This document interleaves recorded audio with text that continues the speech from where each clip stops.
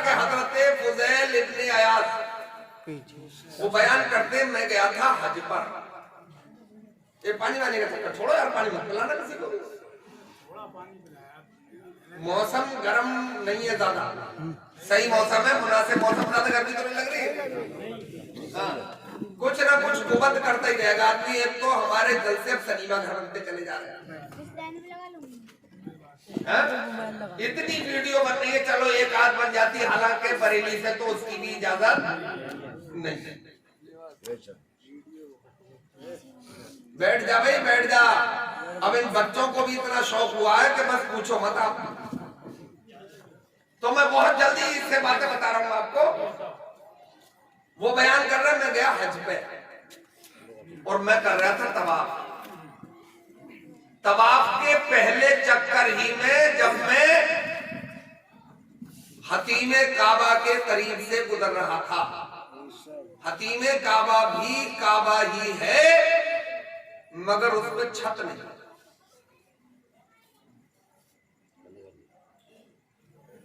और उसकी शक्ल जो है वो गोद की तरह है। सरकार ने इरशाद फरमाया कि अगर ऐसा मौका किसी को नसीब हो जाए कि वो मताफे काबा में हो और बारिश हो जाए और फिर वो हतीमे काबा में पहुंच जाए, तो काबे की छत का पर नाला जो उसमें गिरता है, अगर उसकी चंद बूंदें भी उसके जिस्म पे गिर जाए तो गोया के खुदा की रहमत में नहाता है। आला हजरत यहाँ भी नहीं चूके, आला हजरत ने यहाँ भी एक शेर इरशाद फरमाया और बड़ी प्यारी बात इरशाद फरमाया। वो झूमा मेदाब दर का झूमर के आ रहा कान पे लटक कर, ख्वार बरसी तो मोती झड़कर हतीम की गोद में भरे। तो बोले पहले चक्कर में मैं जब वहां से गुजरा तो उसकी दीवार से दो लोग टेप लगा के और आपस में बातचीत कर रहे थे, महबे गुफ्तगू थे। एक कह रहा था उनमें से कि देख लो कितनी भीड़, लाखों है, मताफ में तिल रखने की जगह नहीं है, कांधे से कांधा रगड़ के चल रहे लोग। मगर इनमें से अल्लाह ने एक का भी हज कबूल नहीं किया है। मैं चौंका कि यार जब हज कबूल नहीं हो रहा तो फिर चक्कर लगाने की क्या जरूरत है। 7 चक्करों में डूबोल जाए,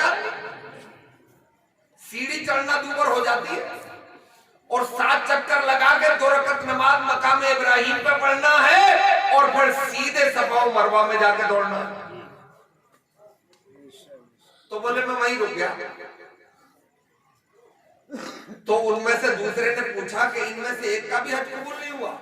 बोले एक का भी नहीं।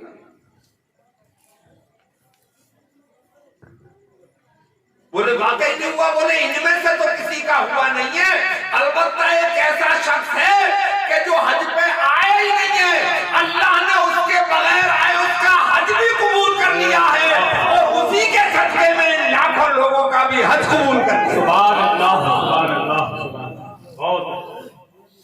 अब मैं और चौंका कि यार ये तो अजीब बात है, खाना खाया नहीं था और भूख का काम हो गया, पानी लगाया नहीं था और पलेवा, बीज बोया नहीं था और अंकुर निकल आए।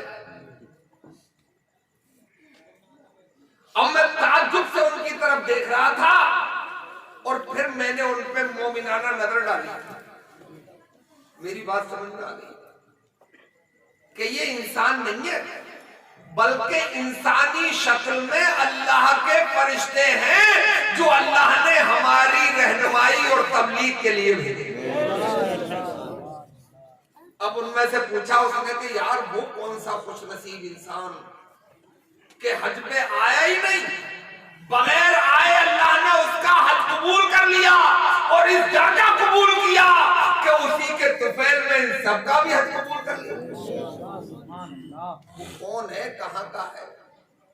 तो उन्होंने बताया कि वो शख्स जो है मुल्क इराक के एक देहात का संग तराश है, मतलब पत्थर तोड़ने वाला।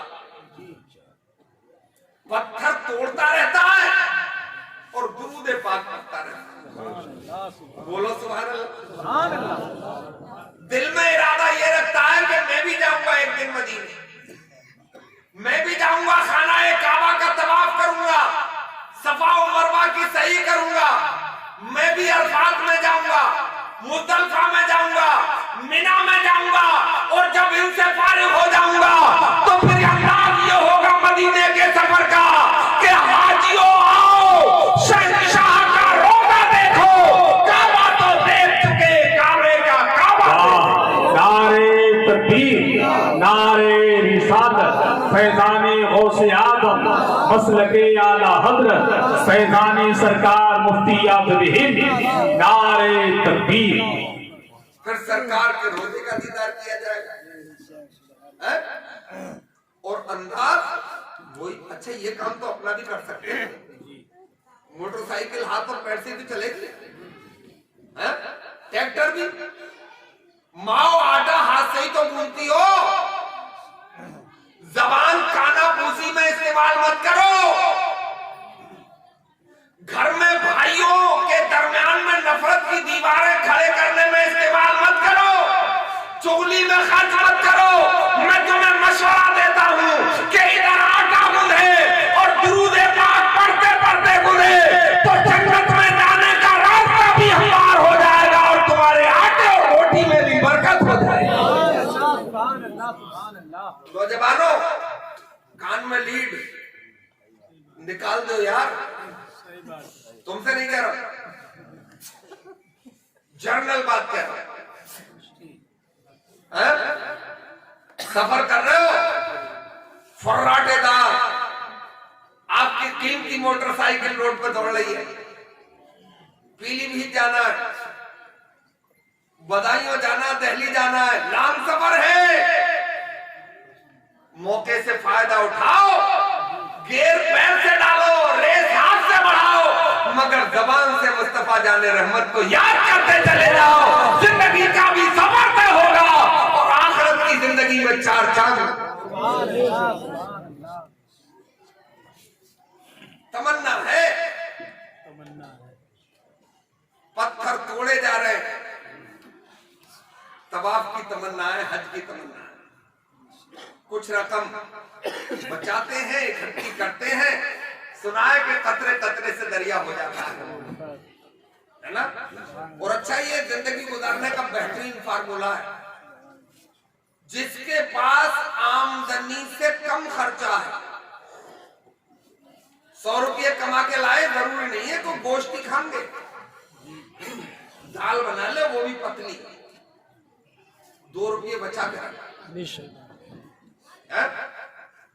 मैं, तुम ये कहोगे दुनियादारी की बात कर रहा है, नहीं, रास्ता ये भी तो है, 2 रुपये बचा लिए हैं तो किसी गरीब का सहारा बन जाए। और जिसके पास आमदनी से ज्यादा खर्चा है, वक्त का कोड़ी है, कभी भी सरवाइव, कभी भी तरक्की नहीं कर पाएगा। बचा लिए पैसे, इतनी रकम हो गई कि हज में जा सकते थे, अर्जी लगा दी। वही इन औरतों से तो पूछो, अपने यहाँ की बाहर से बुलाएंगे बोलने के लिए। अच्छा, जैसे औरत को चुप किया भी नहीं जा सकता, औरत अगर न बोले तो भी नुकसान है, तो बड़ा नुकसान है, इससे ज्यादा नुकसान है। एक बुजुर्ग का कौल है कि अल्लाह ताला अगर औरत को ज्यादा बोलने की आदत वदियत नहीं फरमाता तो न जाने कितने बच्चे गूंगे रह जाते। बेशक है ना, ये ज्यादा बोलती है ना, 0 साइज का बच्चा है, पालने में झुला रही है और जाने क्या क्या कह रही है, मेरा बेटा, मेरा चंदा, मेरा बाबू, है? दूध पिला रही है और न जाने क्या क्या उसे मल्हार सुना रही है। तो ये माँ के बोलने का कमाल है कि बच्चा बोलता है। तो मेरे इस्लामी भाइयों, पैसा रकम इकट्ठी हो गई तो अर्जी लगा दी, यानी फार्म डाल दिया, ऐसे समझो। मंजूरी मिल गई, मंजूरी मिल गई तो तारीख भी मिल गई, तारीख मिल गई तो आ भी गई, और तारीख आ गई, सुबह को सफर करना है, तो सुबह को सफर है, नींद आ जाएगी? मुझे तो आई नहीं। कैसे आ जाती? मदीने का सफर है और मैं नमदीदा नमदीदा। और आला हजरत को सुनो तो दिल की कलियां खिल जाए। आला हजरत इरशाद फरमाते हैं, शुक्र खुदा के आज घड़ी उस सफर की है, शुक्र खुदा के आज घड़ी उस सफर की है जिसमें निसार जान फला हो सफर की। बेशक सुभान अल्लाह सुभान अल्लाह। लेटे तो मगर नींद नहीं आई। मोमिन है मोमिन, आए तो आजा, ना आए तो मत आ। करवट बदल के रात नहीं गुजारेगा मोमिन। आ रही है तो बहुत अच्छा है, और नहीं आ रही है तो उससे भी अच्छा है। हम तुझे तरीका बताते हैं। नींद नहीं आई तो हमने रात के 2 हिस्से बना लिए। एक हिस्से में मुसल्ला बिछा के रब की बारगाह में सजदे किए जाएंगे, और दूसरे हिस्से में कुरान की तिलावत की जाएगी। बेशक एक हिस्सा सजदा करने में गुजार दिया, दूसरे हिस्से में कुरान खोल के बैठे तिलावत कर रहे थे। एक आधी रुकू पढ़ा होगा, पड़ोस से बच्चों के रोने की आवाज कान से टकराई, दर्द भरी आवाज। अच्छा, रोने के अंदाज भी अलग अलग होते हैं, आपने जायजा लिया होगा, इसी समाज में रहते हो। बच्चा जब गिर के रोएगा तो अलग अंदाज से रोएगा, बच्चे को थपड़ा दो तो अलग अंदाज से रोएगा, और जब भूख से रोएगा तो उसका अंदाज ऐसा होगा कि कलेजा फाड़ दे सामने वाले का, है ना। और वही अंदाज मोमिन का दिल तड़प उठा। कुरान जुल्दान में अदब से बंद किया और उठे, और उसी आवाज की तरफ टोह लगाते लगाते उसी दरवाजे पे पहुंच गए जहां से बच्चों के रोने की आवाज आ रही थी। दस्तक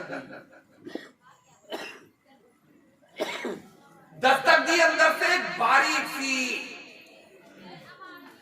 निस्वानी आवाज उठी। कौन कौन? मेरे दरवाजे पे। आप कहोगे कि औरत की आवाज इतनी सख्त? हाँ, होना चाहिए। जब कोई गैर हो तो उससे सख्त लहजे में गुफ्तगू करे और मुख्तसर करे, है ना। लहजा बारीक वाला ना हो, प्यार वाला ना हो, कहीं उसका मन ना लग जाए और फिर बार बार आने लगे, है ना। ये भी मिला दे रहा हूं मैं, मेरे भाई उससे सख्त लहजे में गुफ्तगू करे ताकि सामने वाला ये समझे सख्त है, दोबारा यहां नहीं आना। बोले कौन है मेरे दरवाजे? बोले बहन तेरा पड़ोसी हूं। भाई क्यों आए हो? बोले ये पूछने आए हूं बच्चे क्यों रो रहे हैं। बोले बैक टू पवेलियन, वापस हो जा जल्दी, छोड़ दे मेरा दरवाजा। बोले बहन वजह? बोले दिन में पूछ के कई लोग गए, तू तो आधी रात गुजरना के बाद आया, बेवा औरत हूं। दिन में जब पूछ गए तो वापस ही नहीं आए। तू रात में आया है, बेवा औरत हूं। किसी ने अगर रात में दरवाजे पे देख लिया तो सुबह को इतने इल्जाम लगाएगा कि मैं जिंदगी नहीं रह पाऊंगा। लौट जा जल्दी से। मगर वो भी कोई मजबूत ही था, क्योंकि इनकी आंखें छोटी है, सो रहे हैं। कुछ आंखें छोटी होती है ना, ऐसा लगता है जैसे सो ही रहा है ना। तो हजरात वो भी मजबूत थे काफी। बोले बहन तुझे खुदा और उसके रसूल का वास्ता ये बता दे कि तेरे बच्चे क्यों रह रहे, मेरा कलेजा फटा जा रहा, तू कह रही है वापस हो जा। जब खुदा और रसूल का वास्ता दिया तो वो उठ गया। चूल्हे पे रखी हुई हांडी भी उठा के लाई, दरवाजे के करीब आके बगैर दरवाजा खोले हांडी हिलाई, कंकरियां थी उसमें, कंकरियों की आवाज बाहर तक पहुंची। बोले बहन ये तो मुझे लग रहा तेरी हांडी में कंकरियां बोल रही है। बोले कंकरियां ही तो है। बोले मैं पूछ रहा हूँ बच्चे क्यों रो रहे हैं, तू मुझे हांडी की कंकरियों की आवाज सुना रही है। बोले यही आपकी बात का जवाब है, बेवा हूं ना, जो मेरे शौहर छोड़ गए थे वो खत्म हो गया है। अब 3 दिन हो गए घर में चूल्हा नहीं जला। मां हूं, बच्चे तड़प रहे हैं भूख से, ये इरादा किया है कि किसी के सामने हाथ नहीं फैलाना है, किसी 4 दीवारी में घुट के अपनी जिंदगी गुजारना। कनीज़े फातिमा न जाने कोई कैसी नजर डाल दे। अब बच्चे मांगते हैं तो उनकी तसल्ली के लिए मैंने चूल्हे पर हांडी रख दी, उसमें कंकरियां रख दी है, तसल्ली दे रही हूं पकेगा तो मिलेगा। भाई कहीं पत्थर भी पकाए जा सकते हैं, तो कहीं कंकरियां भी उबाली जा सकती हैं, मगर ये बात जिसका कोई अल्टरनेट, जिसका कोई बदल, जिसका कोई सब्स्टिट्यूट न कल था न आज है और न कभी होगा। न जाने कितने नौजवान बीवी के चक्कर में मां से कड़वी बातें बोल जाते हैं, आंखें निकाल के बातें करते हैं, और वो भी बीवी के चक्कर में। वजह क्या होती है? उनको वो तो पराये घर से आई है ना, वो तो चाहेगी मैं हुकूमत करूं, तो वो रास्ते पहली रात से निकालना शुरू करती है ना, और सबक पढ़ाती है। और कुछ दिन बाद जब ताव में फांस लेती है ना लड़के को, तो फिर वो कहती है कि वो खाला ऐसे कह रही थी। अबे खाला क्या मतलब? ये तूने कहां से रिश्ता निकाल लिया? ये खाला क्या मतलब? अब तू खाला भी झेल गया ना, कुछ दिन बाद बुढ़िया कहेगी वो, बोले ये बुढ़ो नहीं, मैं जब मुझे झेल में लगी हर वक्त खुरखुरी करती रही ये बुढ़िया, है ना। पहले दिन ही तुझे उसे सबक पढ़ा देना चाहिए था कि देख ये सामने जो बैठी है ये मेरी माँ है, तो तेरी भी माँ है। इसके चेहरे पे जो तुझे छुर्रियां नजर आ रही हैं, कसम परवरदिगार की, इन्हीं छुर्रियों में मुझे जन्नत की बाहें नजर आ रही हैं। मैं अपनी झेल लूंगा, मगर माँ पे नजर उठाई तो तेरा मेरा रिश्ता नहीं बनेगा। जी क्या बात, बहुत अच्छा। पहले ही बता दे कि ये माँ है। कहीं नहीं लिखा है कि तेरे पैरों तले जन्नत है। हाँ ये लिखा है कि इस माँ के जो सामने बैठी है इसके पैरों तले जन्नत है।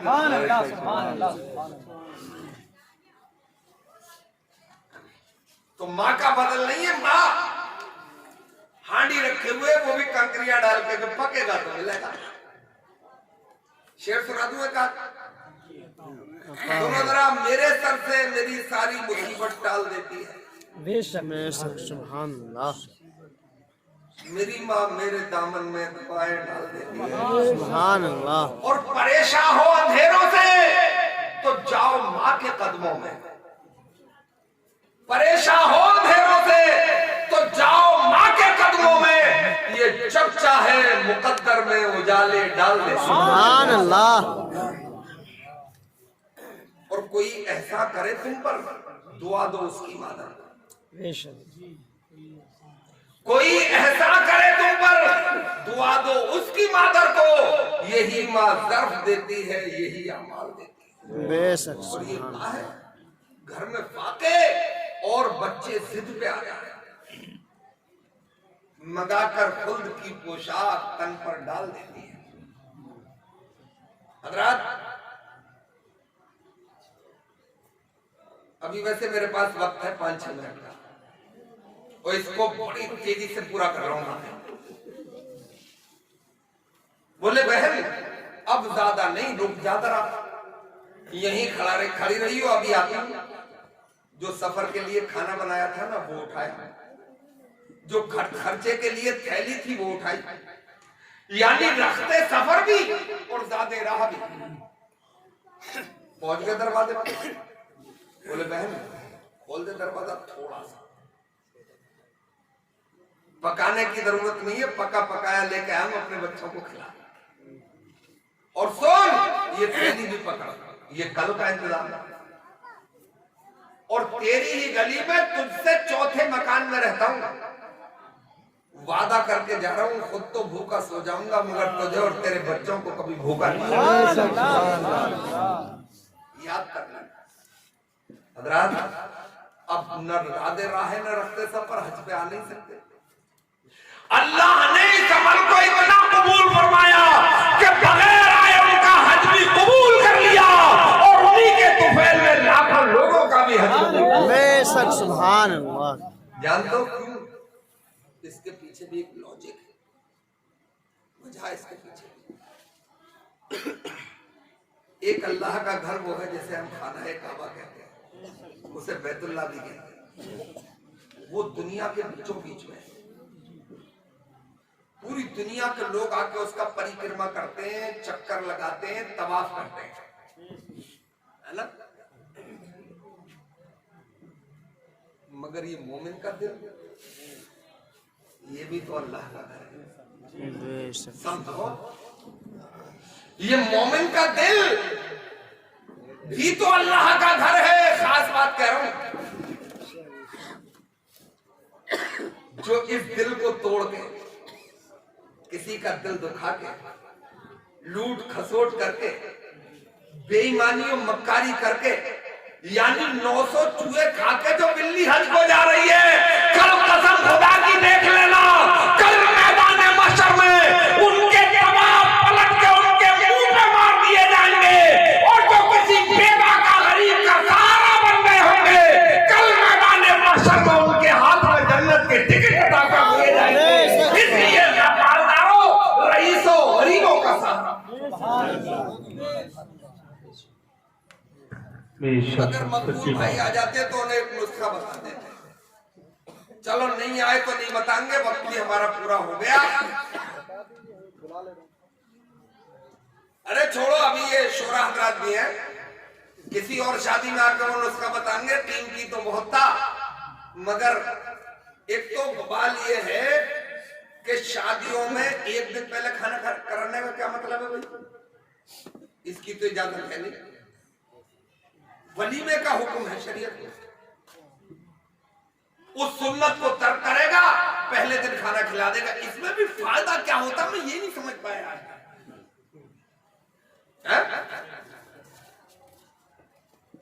एक दिन पहले नहीं। अब आइंदा अपने लोगों की शादी जो भैया तुम करो तो वलीमा करोगे, बोलो वादा करो इंशाअल्लाह, बोलो इंशाअल्लाह। इंशाअल्लाह। अरे सरकार की सुन्नत पे अमल करेंगे, दुनिया क्या कह रही है इसकी परवाह कब करेंगे?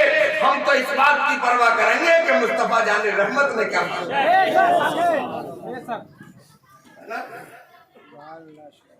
और ये भी एक बात सुन लो, निकाह की महफिल बारात घर में नहीं, पंडाल में नहीं, निकाह की महफिल मस्जिद में होना चाहिए।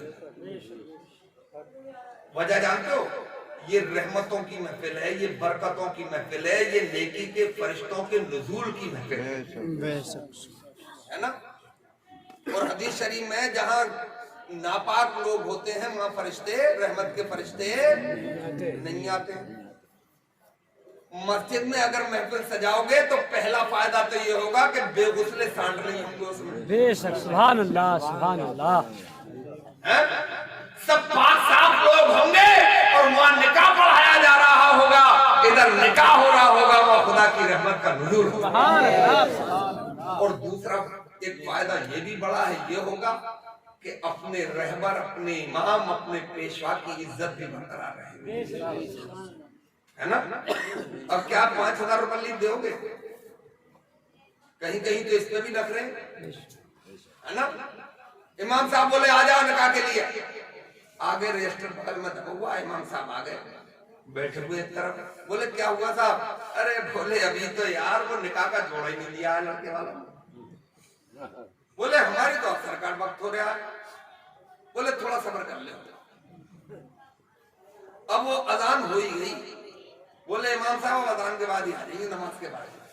दोबारा फिर आ रहे बेचारे, तुम्हारा रहबर है, तुम्हारा सरदार है, तुम उसकी बेइज्जती कर रहे हो, बार बार बुला है ना।